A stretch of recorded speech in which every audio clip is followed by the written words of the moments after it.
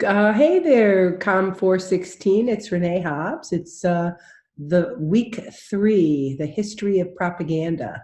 And before we get too much further into my 3 goals for this video session, I want to offer you some feedback on what you're doing so far in the course and point out some great things that you're doing and to encourage you to do some other things. I'm going to overview the activities that you're doing and especially talk about your first big project, creating propaganda. So let me share my screen with you. I've got open on my desktop the 2 websites that we're going to be using. We're using all semester, the Pathright and over here, the Zoom, right? Propaganda COM416. So let's get started. I wanted to offer you some feedback for the great questions that you're asking. Chuck, thanks for asking about where's the citations for the book excerpts. So I've left a link there for those of you who want to begin thinking about your inquiry project. Doing some additional reading could be very useful to you, and I think that's going to help you tremendously. Then I also wanted to comment on the feedback that you're offering on the media gallery. For each of these, each week now, for the last 2 weeks, you've been choosing one of these videos to look at and making a synthesis of key ideas with a comment. And of course, I can see that really easily here on the updates tab. And I just wanted to make a nice note. What I see happening here is kind of interesting. Some of you are doing what I would call personal response. Sydney's an example of one in her response to native advertising, right? So lots of you watch the John Oliver native advertising. I do, format-wise, I do hope that you can use the space below the video to put your comments. So Emily got started. I said, please use the space below to comment. But Sal, you continued the thread up there. Really, where the conversation is happening is down here, right? And do make sure you get credit for your comment. I don't know who made this interesting comment, but I can't give you credit for it without knowing who made it. But Sydney, I really liked your video response because it was a personal response that also included some key information and ideas from the video. So that was one kind of response that I really appreciate. Another type of response is by someone who's identifying the big ideas of the video. And Kayla, where are you here? Kayla, you did that in a very, very nice response to the audience targeting Facebook ads video. I really appreciated the way in which you embedded some key ideas from this video, and you also offered your own personal response. So thank you for that.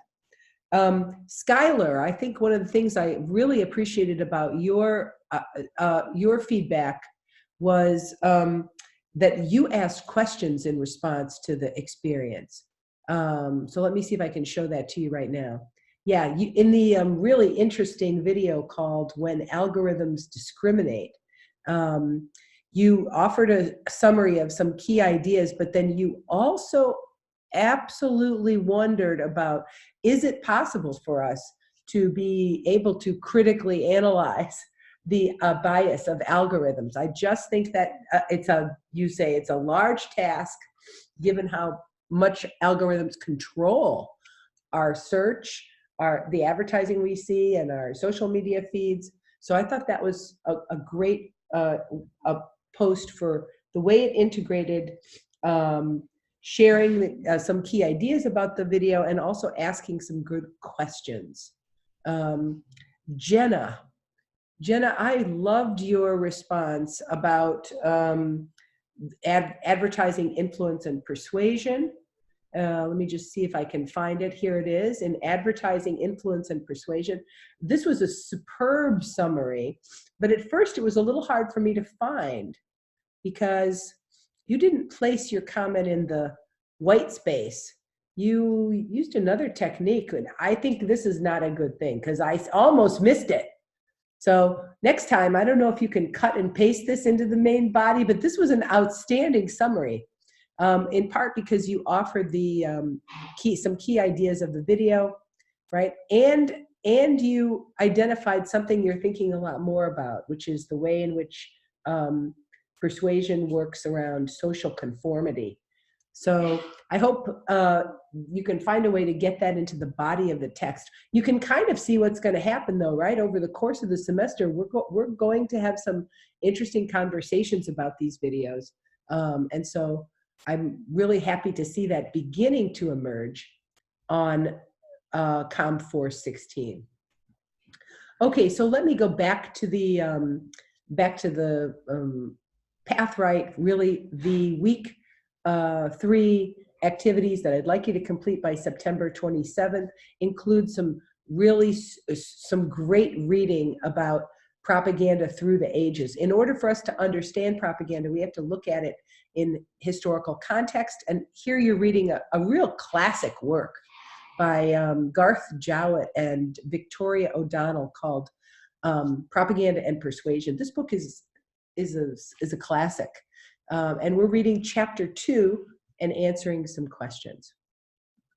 Then we're also doing some reading about the roots of propaganda education in an article I wrote with a former student who had enrolled in this class. Can you believe it? Right? So that's kind of cool. Sandy McGee, who was here at URI with us a few years back. And so here you're also responding to a question. And I think it's really important to consider that this question may have 2 answers, yes and no. But the real interesting issue is why. So I look forward to your responses to that. Then that's our little bit of history dive. We're going to do some more history later on in the course, but that's getting us started. The big topic this week is getting ready for you to create propaganda. And for that, you need to read the 4 keys of propaganda, which are activating strong emotions, responding to audience needs, simplifying information and ideas, and attacking opponents.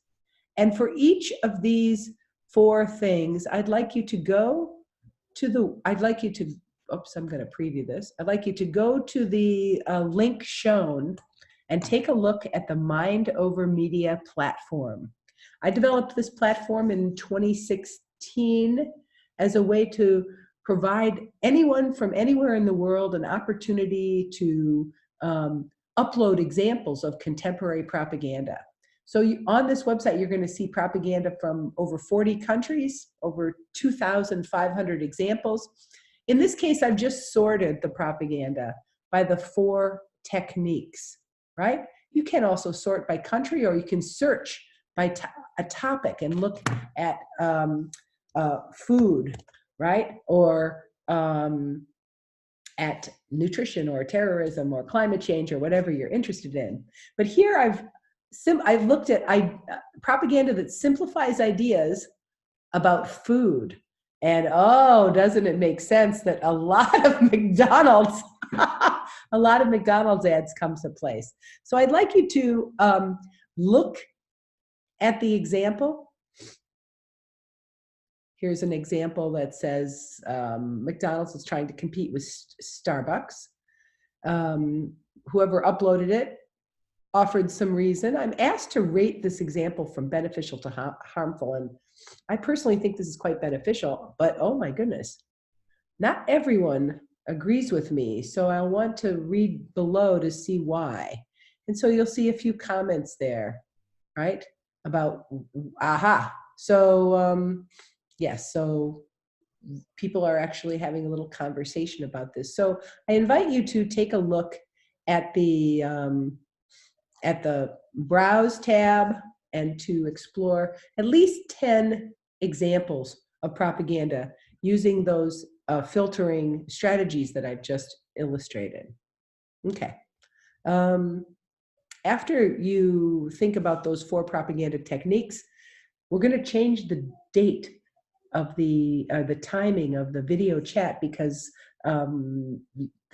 getting the timing right is really impossible. So we'll see how it is that you might be able to participate in the live video chat on Friday, September 27th. That's a different time than we used last week, but it might actually work. I was really pleased to see so many of you comment in the Flipgrid from last time, and you can see that I commented back and responded to your comment. So please take a look at my feedback that I responded. And then the important thing, of course, is to work on this big activity.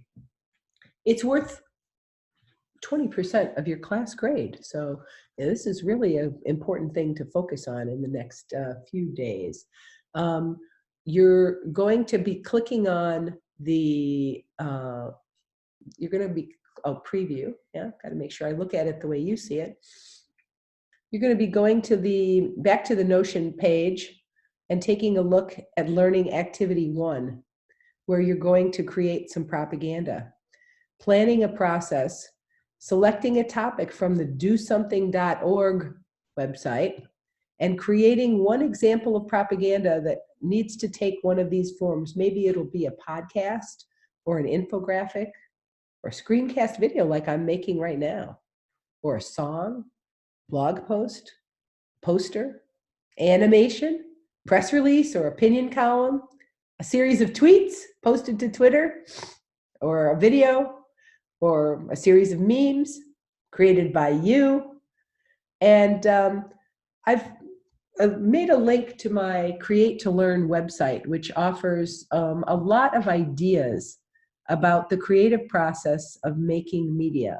And Create to Learn was a book I wrote in 2017 about all of those different forms of media, and now all the easy to use tools. So you can learn more at this website about how to make any of those kinds of media that might be interesting to you. So after you make your media, your job is going to be to compose a short essay on this wiki where you describe the development of your campaign strategy and the steps you used in the production process. And you're going to use some of the ideas from the course readings to show how you applied these ideas. For example, your definition of propaganda will inflect the kind of propaganda you create. And the choices that you make in creating propaganda will affect your how you think about your thoughts and feelings about being a positive propagandist. Be sure to provide a works cited list at the bottom of your wiki page and tweet a link to your work using the COM416 hashtag. I'm expecting this work to be about 1,000 to 1,500 words. And then I want to point out this idea that if you want, you can collaborate with a partner on the campaign. Each of you will create a unique example of propaganda, but you may consider your project within a theme. And so sometimes the creative process works best with the power of two. Two people bouncing ideas off each other and collaborating on a topic can often yield many more productive creative ideas than just one person working alone. So feel free to collaborate with a class partner, and that might enhance your creativity. For evaluating this project, I'll use these criteria. So please review these criteria before you complete your work so that you'll be able to meet my expectations. So where do you submit the work? Well, that's easy. All completed student work goes here on the Notion website. And when you click on this first assignment, you'll see I've created a page for you, right?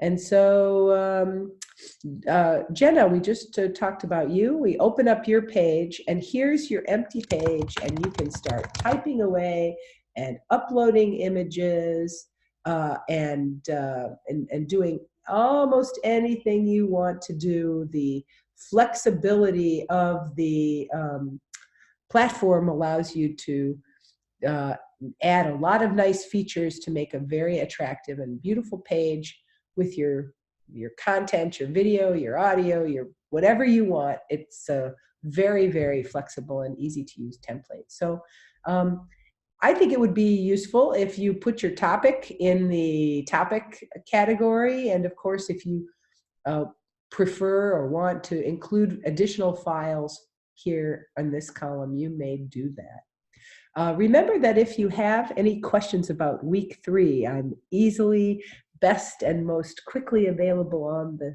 Twitter. I'm happy to see some of you starting to tweet and looking forward to see. If you are following COM416, you'll see I'm tweeting to you all the time. I'm hoping you'll tweet back to me this week. I'll look forward to seeing you on our video chat on Friday, September 27th, or if not, on the Flipgrid. All right, see you later, COM416. Bye-bye.